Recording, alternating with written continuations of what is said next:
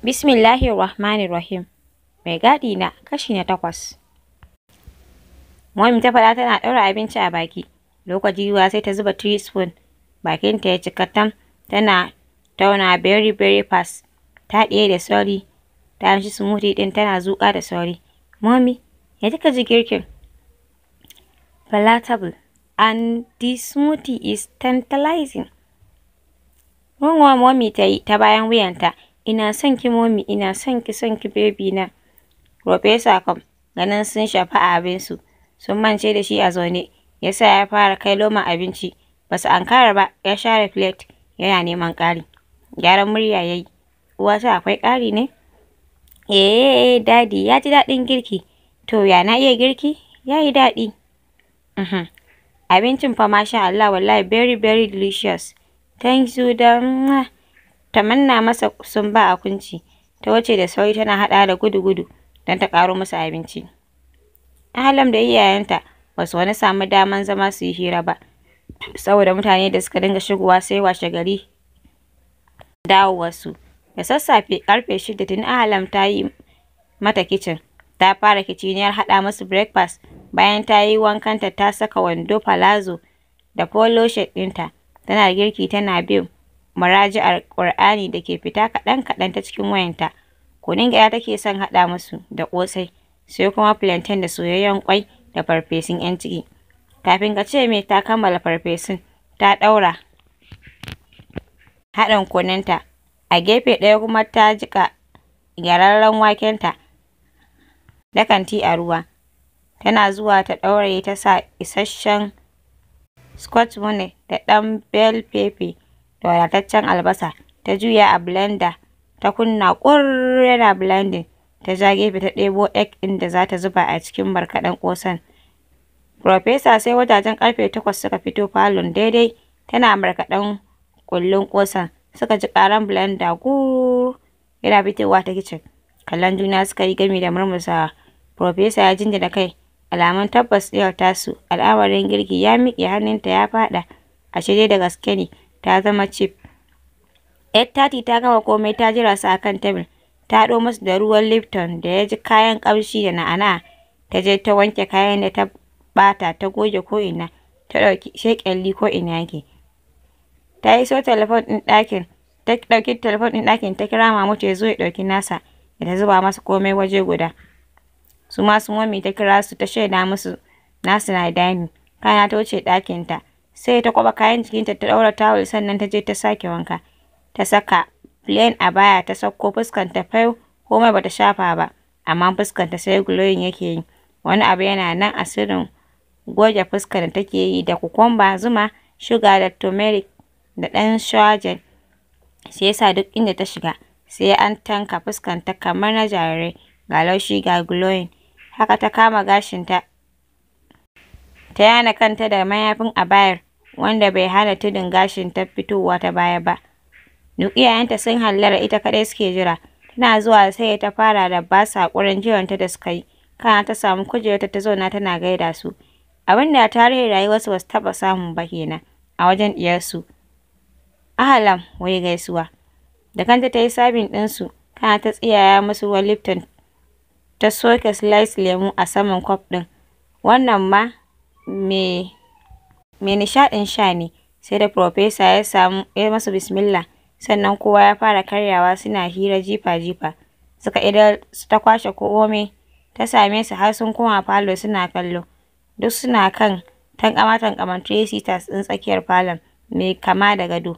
Tsakiyarsu ta zo ta zauna kamar yadda Professor ya umarce ta. Cikin hikimarsu ta manya, Professor ya fara sauko mata ya sauko mata maganin sauyinta. Don ta fara karanto musu faman da Mamutu ya sha da ita. Har ya gyara ta zuwa yadda take a yanzu. Ta ɗaura da cewa, Dad, Mom, ni kaina na san na ɓata wa mutane da dama a rayuwa. In na tuna hakan, ina cikin baƙin ciki. Haka zalika idan na samu zarafin daidaita mu'amalata da su ina matuƙar jin daɗi. Tana kaiwa nan da magana, muryarta na fara rawa, idonta ya fara cikowa da ƙwalla. A tsaye ta kai gwiwoyinta ƙasa, ta ɗaura hannunta a kan cinyoyin Profesa. Dad, don Allah ka gafarta min. Na san na janyo maka ƙasƙanci da dama a wajen abokanka, har ma da magautanka. Na yi kuskure, kuma ba zan sake ba. I'm not a changing person. Ta sake jan gwiwar ta gaban Mom, ni kaɗai gare ki, ko kin bani gata, amma na gwada muku rashin ɗa'a da taurin kai a baya. Yanzu na tuba na daina, Mummy ki yafe min. Ɗaura tafukan hannuwanta a kan goshinta, tana shafawa da sigar rarrashi. Ta san idan Ahlam ta lalace to tana da nata kamasar. Profesa ya magantu da ƙyar. Get up my daughter. Ki bar kukan nan, ɗan adam mai laifi ne. You are still in your tender age. Allah zai yafe mana baki ɗaya, kin ji? And stop crying, kin ji? Taho nan. Sai ta ja hancinta, sannan ta sa hannu ta goge hawayen fuskanta. Gongoye ta maman ta yi. Ki yi shiru, kin ji Mai? Jinjina kai ta yi. Ko ta ni yi ma ya Muhammad godiya iyaye ne? Kar ki damu, na ji daɗin haka baby. Kuma ya zo min a daidai, na san ko yau na aurar da ke, Ishaq ba zai sha wuya da ke ba. Da Lulu Ice ɗinta ta ɗauko tana kallon mominta. Sam ta manta da wani halitta wai shi Ishaq da yake Canada. Mom, Ishaq. Da sauri Mom, fal fuskar ta murmushi. Oh, Ishaq ɗaya naki. Kin san wannan zuwa England ɗin da muka yi, mun haɗu da mom ɗinsa. Kin san ya buɗe kamfanin shinkafa 2 a Neja, ga tafkeken gidan gonarsa, har yogurt ake yi, banda kifi da kajin agric da ƙwai. Uwa uba tafkan computer splitters ɗinsa a Lagos. Wallahi da na ga girman gidan gonansa sai na firgita. Wannan abu kilometers barkatai, har da ƙauyuka a ciki. Gadon mahaifinsa ne ya faɗo a nasa. Computer splitters ɗinsa kuwa an ce duk wani sabbin wayoyi da kwamfuta da suke shigowa Najeriya to shi ne yake importing. Kin ga yadda take jin ki luɓu-luɓun nan, sai dai ki ƙara nutsewa a daula.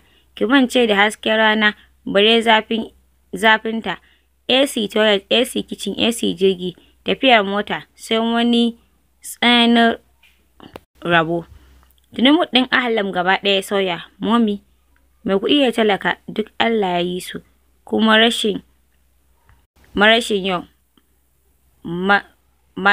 masu mun gobe ne. Mom, I'm not after money for now. Me abin da Ishaq zai burge ni da shi?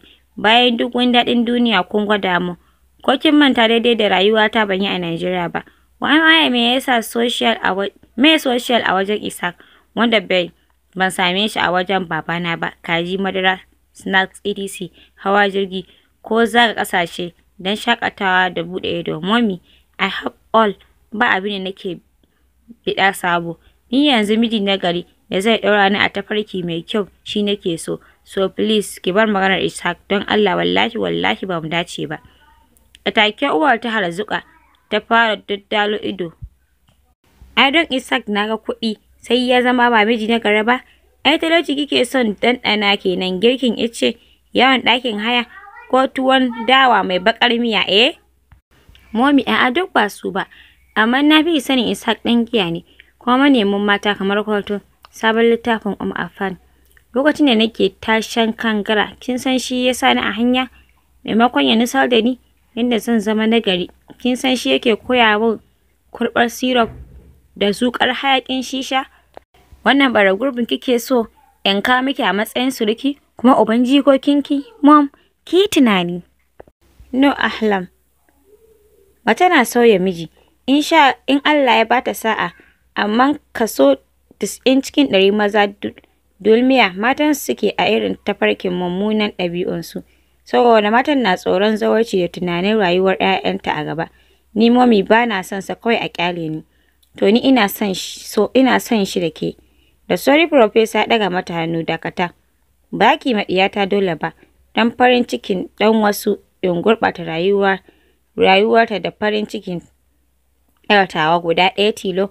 Don haka Ahlam ba za ta auri Ishaq ba, ko da cewa ta yi kaɗai ba ta son sa, balle ta kawo miki ƙwararan hujjojinta. Anya, ki gane duniya mana, me yake so da zafi? Yanzu fa kike murna da soyawarta, kuma sai ki ɗaura ta tafarkin lalacewa.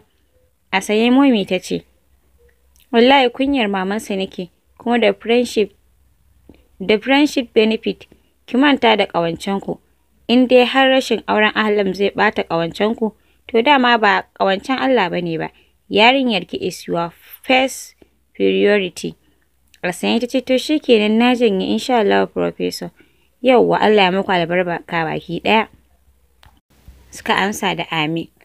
Last but least, Professor ya kira Mahmud. Cikin ladabi ya same shi a living room ɗinsa. Ya samu ƙasan kafet ya zauna yana gaishe sa. An ce kana nema na ranka shi daɗe. Yes Mahmud. Da sauri ya ɗago kana ya amsa da na amsa. Na yi daɗi matuƙar yadda ka kula min da gidana a sa'in da bana nan. Haka zalika Ahlam ta faɗa min yadda ka kula da ita. Kai ta makaranta, shopping, kai har ma da karatunta da ka dinga koya mata. Allah ya maka albarka. Jinjina kai Mahmud ce da fara'a. Tabbas ya kamata in maka wani gwaggwaban kyauta. Ba wai don na biya ka ba, kawai don jin daɗi na. Na gode sosai yallaɓai. Ina so ka ci gaba da zama a matsayin direba ɗinta kamar da. Zan rinka baka albashi 200 duk wata. Washe baki Mahmud ya a yallaɓai. Tuli haka, kar ka damu ko kaɗan. Shi ma direban ba za ka dawwama kana yi ba yanzu tun da na dawo. Zan sa a dawo mata da license ɗin tuƙinta zuwa sannan zan sa maka kyakkyawan aiki. Zabura Mahmud ya Allah, alhamdulillah ya Rabbi. To ya kake gani? Na ji daɗi sosai yallaɓai wallahi kuma na gode. Allah ya ƙara girma. Amma sannan kuma akwai wani ƙaramin gida da nake da shi a Wilson 2. 3 bedroom flat ne, sai wajen adana motoci mai cin mota 2. Sabo ne, akwai water system, solar da NEPA. Na baka alhalak malak. Ka ɗauko mahaifiyarku ka dawo da ita suka ci zama a lokacin. Kamin ka yi aure, kaga za ka iya aje matarka a ciki kai ma.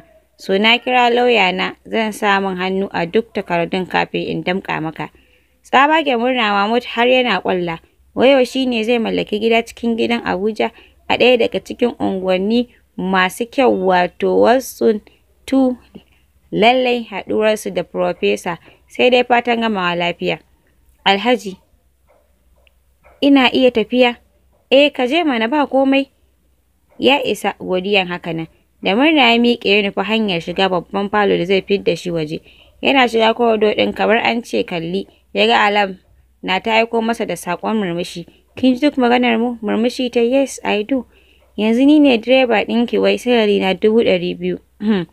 Zan cika maka ya zama 500,000 duk wata. Zaro ido yayi, me yasa? Ina son in saka ka farin ciki and about all bana son ka tafi. Ya ji ajiyar numfashi ba tare da ya ce komai ba.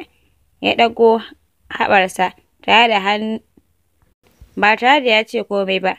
Ta ɗago haɓarsa da hannunta cikin damuwa irin na sosai ɗin nan ta yi magana muryar ta can ƙasa. Ta kira sunan shi Mahmud. Ɗago ƙwayar idanuwan sai suka haɗu da nata. Kar ka bar ni kaji, wallahi ba zan jure ba zan iya ba. Idan ta tuni suka cicciko da ƙwalla. Kamun alƙawari. Ƙure mata da ido ya kasa magantuwa. A hankali ta kai idanuwanta kan dogayen yatsun hannunta. Zobe ne guda 2, ɗaya azurfa a yatsanta ta tsakiya, ɗayan kuma na zinari ring finger ɗinta. A sanye ta zare na azurfan wanda jiya dadi ya to mata da shi, wanda ya yi mata raƙwaf dama. A natse ta wulla idanuwanta cikin idanuwansa. Wannan zoben alƙawari ne, ka yarda? Haka ne jikinsa ya mutu. Wannan wani irin abu ne tamkar za su rabu. Amsa ya sa a zoben, sai ya sa kusa da ƙaramin yatsa, ɗas kuma ya yi masa. Kallonta ya yi, ya ɗan murmusa wanda hakan ya yi daidai da shigowar ƙwallar da ke riƙewa. Ya yi maka kyau. Lanƙwashe hannunsa ya yi kan zoben kusa da bakinsa ya sumbata. Na gode Ahlam. Sam bai lura da zuban ƙwallonta ba, ya sadda kai yana tunanin shi kuma me zai ba 'yar nan. Shi ko me zai ba 'yar nan? Ta zo ta ba shi zoben azurfa. To shi kuma fa? Roba hand ɗin da ke riƙe da tsintsiyar hannunsa ya zaro irin fashion ɗin nan na mata da maza. Ke ɗiyar masu kuɗi ne, ni kuma ban da komai. Za ki iya saka roba a matsayin musayan zoben azurfarki?